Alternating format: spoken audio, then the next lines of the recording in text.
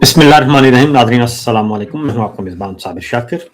ताज़ा तरीन खबरें, इत्तलात और तबसरे पाकिस्तान के हालात वाक़यात और सियासी सूरत हाल का लेते हैं जायज़ा। पाकिस्तान के हालात वाक़यात हर एतबार से मखदूश, बल्कि इंतहाई मखदूश। पाकिस्तान का जो इंतहाई अहम तरीन सूबा बलूचिस्तान, वहाँ पे हालात मुकम्मल तौर पर कंट्रोल से बाहर। हमारी सिक्योरिटी फोर्सेस मुकम्मल तौर पर नाकाम।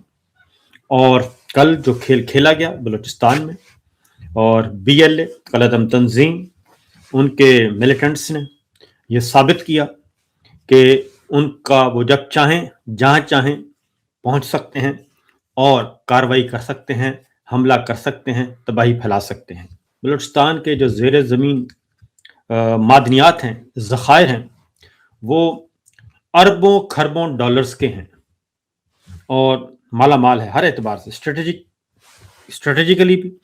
और फिर सी पैक का अहम तरीन रूट है वो। सी पैक को क्या कहते हैं? तिजारती राहदारी, चाइना पाकिस्तान इकोनॉमिक कॉरिडोर, तिजारती राहदारी है। लेकिन बलूचिस्तान में writ of the government, writ of the state खत्म हो चुकी है। होना तो ये चाहिए कि जब ये सी पैक का रूट है, इस सी पैक रूट पे सारी तवज्जो मरकूज करनी चाहिए थी और हमारी सिक्योरिटी फोर्सेस को भरपूर तरीके से, और बाकी सारे काम छोड़ के इस रूट को आबाद करना चाहिए था और फंक्शनल करना चाहिए था। बहरी रास्ता भी, गवादर वाला भी, गवादर पोर्ट को फाल करना चाहिए था ताकि सिलसिला शुरू हो जाता। और बड़ा खूबसूरत है गवादर पोर्ट जी, लेकिन पिछले 25 साल से मुकम्मल तौर पर मिलिट्री लीडरशिप का कंट्रोल है और इलेक्शन उनकी मर्जी से होता है, हुकूमत उनकी मर्जी से बनती है।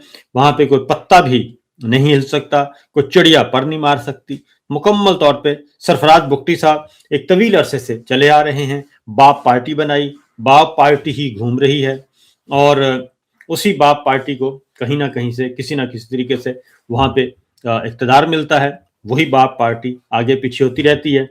और सरफराज बुगटी और अनवार काकड़ साहब जो थे, ये दो बाप पार्टी के अहम किरदार थे। सरफराज बुगटी केयर टेकर में भी आपको नजर आते हैं, इंटीरियर मिनिस्टर, यहाँ से इंटीरियर मिनिस्टर हैं, यहाँ से इस्तीफा देते हैं, जाते हैं, इलेक्शन लड़ते हैं और पीपल्स पार्टी में शमूलियत इख्तियार करते हैं, वजीर आला बन जाते हैं।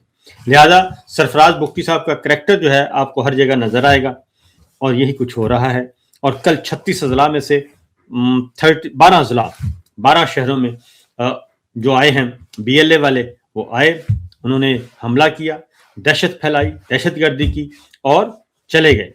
और उसमें जो ऑफिशियल स्टेटमेंट आया उसका मैं आपको बता देता हूं ताकि आपको अंदाजा हो सके कि ये हमारे हालात वाक़यात क्या हैं।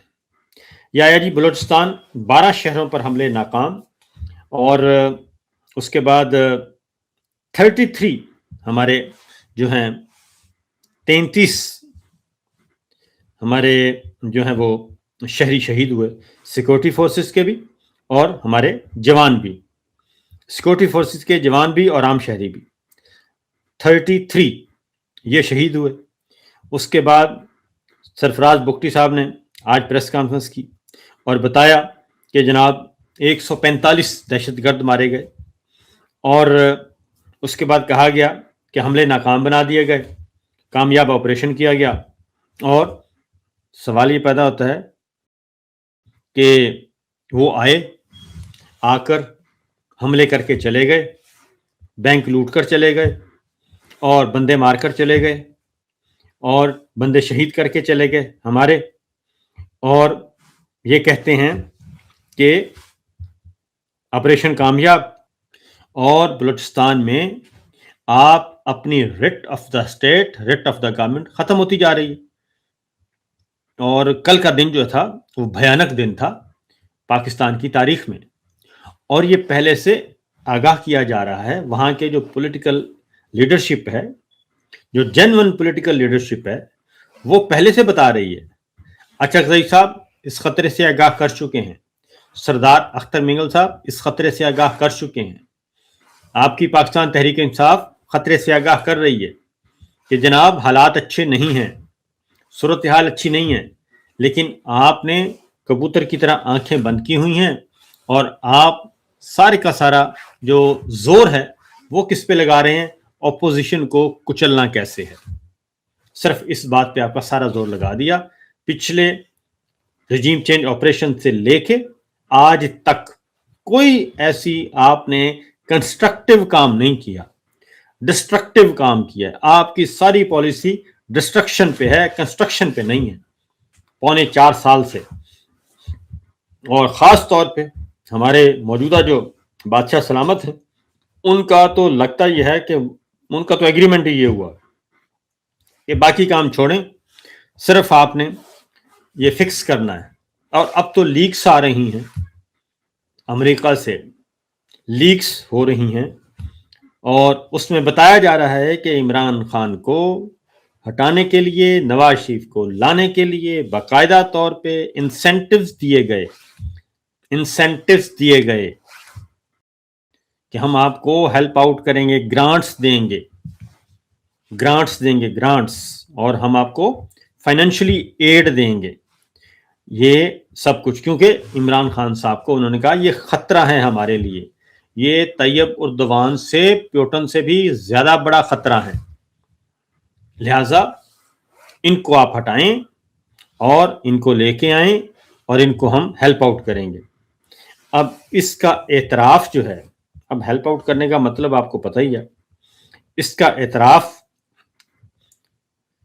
شہباز شریف صاحب ہیں بڑے تیز، اور ویسے تو نواز شریف صاحب بھی بہت تیز ہیں، لیکن شہباز شریف صاحب ان سے زیادہ تیز ہیں. وہ کیا کر رہے ہیں؟ وہ یہ کر رہے ہیں، شہباز شریف صاحب بالکل وہ ساتھ بتاتے رہتے ہیں،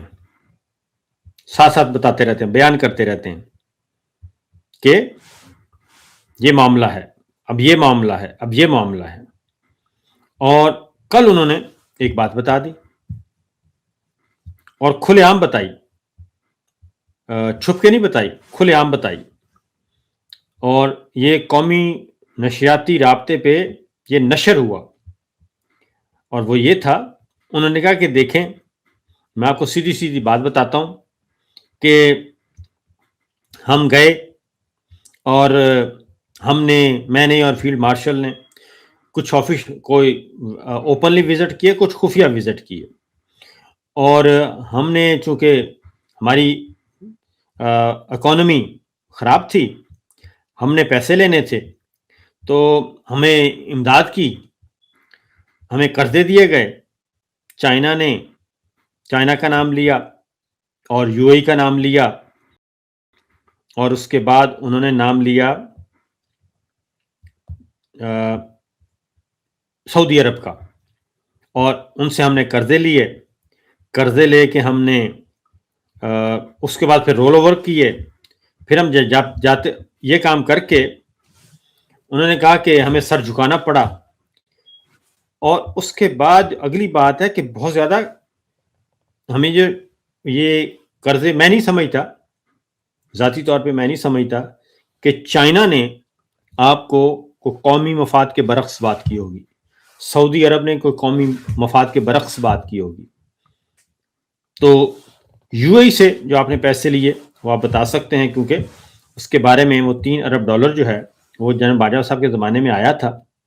اور وہ کیوں آیا تھا، اور اب وہ پیسے انہوں نے واپس مانگے ہیں، تو آپ نے $1 ارب کے کہا ہے کہ جی فوجی فاؤنڈیشن کے شیئرز لے لیں.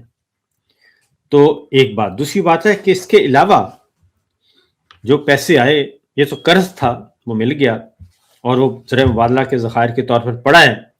تو باقی جو پیسے آئے وہ کہاں سے آئے، کن شرائط پہ آئے، یہ کون سے قرضے تھے؟ یہ تو قرضے ہیں اور کمرشل لون ہے، اور اس کا تو سمجھ آتی ہے. اور سعودی عرب کا جو ہے قرضہ، یہ تو عمران خان صاحب کے زمانے سے چلا آ رہا ہے. انہوں نے کون سے قرضے لیے اور کون سی اوبلیگیشنز تھیں، کون سے کمپرومائزز انہوں نے کیے، اور کیا کیا کمپرومائز کرنے پڑے، اور کون سی شرائط کس ملک نے عائد کی.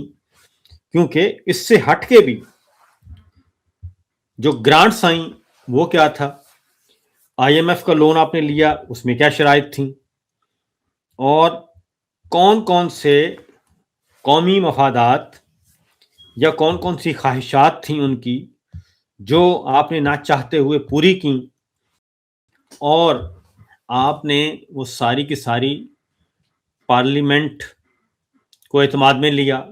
کسی کابینہ کے اجلاس میں آپ نے اس کی ذکر تک نہیں کیا، نیشنل سیکورٹی کمیٹی میں اس کا ذکر تک نہیں کیا، کور کمانڈرز کانفرنس میں اس کا ذکر تک نہیں ہوا کہ ہمیں کیا مجبوریاں ہیں. آج یہ پہلی دفعہ پتہ چل رہا ہے، شہباز شریف صاحب خود اعتراف کر رہے ہیں اس کا کہ قومی مفادات، قومی سلامتی پہ ہمیں کمپرومائز کرنا پڑا اور پیسوں کی خاطر. تو یہ از خود ایک بہت بڑا اعتراف ہے. ایک وزیر جو کہ ان کا ریلیٹو ہے شریف فیملی کے، بلال یاسین، وہ لندن میں آتے ہیں، وہ بیان دیتے ہیں کہ عمران خان نو مور، عمران خان جا چکا، ختم، نو مور کا کہہ رہے ہیں. اور یہ نون لیگ اور شریف فیملی سے جڑے ہوئے. شہباز شریف صاحب بھی، نواز شریف صاحب کہتے ہیں کہ یہ قومی مجرم ہے اور ان کو ٹھکانے لگایا جائے. اس کے بعد ڈاکٹرز خود کہہ رہے ہیں، ڈاکٹر عاصم یوسف، شوکت خانم کے ڈاکٹر، وہ کہہ رہے ہیں کہ صورتحال انتہائی خراب ہے، انتہائی مخدوش ہے، درست نہیں ہے، ان کی حالت کسی بھی صورت میں اچھی نہیں ہے. انہوں نے باقاعدہ آ کے انٹرویو دے دیا ہے اور انٹرویو انہوں نے بیان کر دیا ہے، اور جو اطلاعات آ رہی ہیں، اور عمران خان صاحب کے ساتھ ملاقات کی اجازت نہیں دی جا رہی، کسی کو نہیں دی جا رہی. اس رات محمود خان اچکزئی صاحب نے کوئی یقین دہانی کروائی گئی اچکزئی صاحب کو کہ آپ ڈاکٹرز کو بلا لیں شوکت خانم سے اور ان کو بلائیں، وہ جا کے وزٹ کریں ہماری سورسز کے مطابق.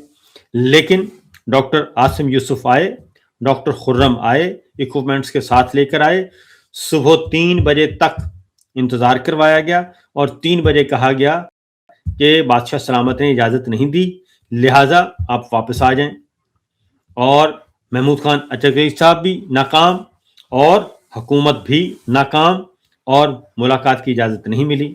اور ہمیں پہلے پتہ چل گیا تھا کہ یہ ملاقات کی اجازت نہیں ملے گی.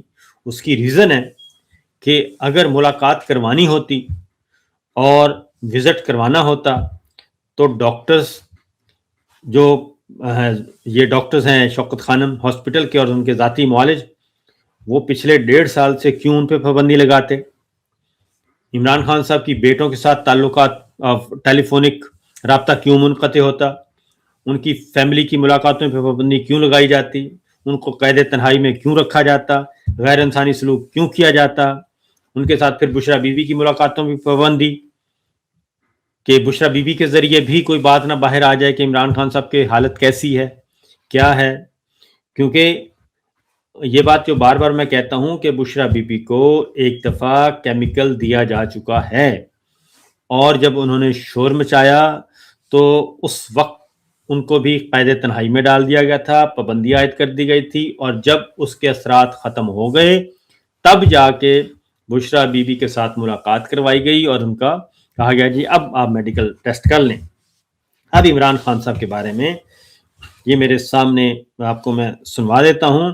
ڈاکٹر عاصم یوسف ہیں، وہ 2 اور 2 4 کی طرح کہہ رہے ہیں، 2 ٹوک انداز میں کہہ رہے ہیں کہ عمران خان کی جو کنڈیشن ہے وہ درست نہیں ہے، اور جس پمز ہاسپٹل میں لے جایا گیا وہاں پہ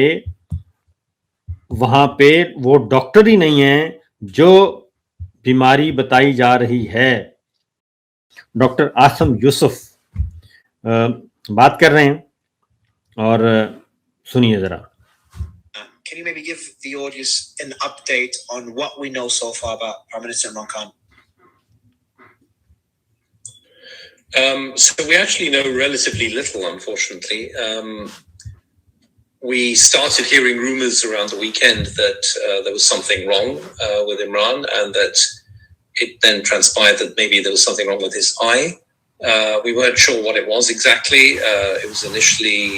It took some time. I think it was Wednesday, so 2 days ago, that a government spokesman confirmed that they had taken Imran to a hospital in Islamabad for some specific treatment for his eye, but no further details were provided.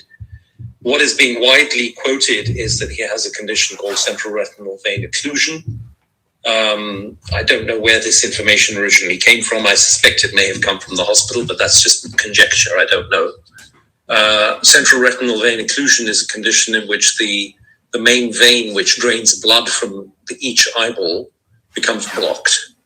So blood is flowing into the eye but cannot flow out completely and in the normal sort of time frame, which results in congestion of the eye, increased blood stasis in the eye, blood being stagnant in the eye, which can lead to bleeding, blurring of vision, pain in the eye, and eventually even visual loss of some degree.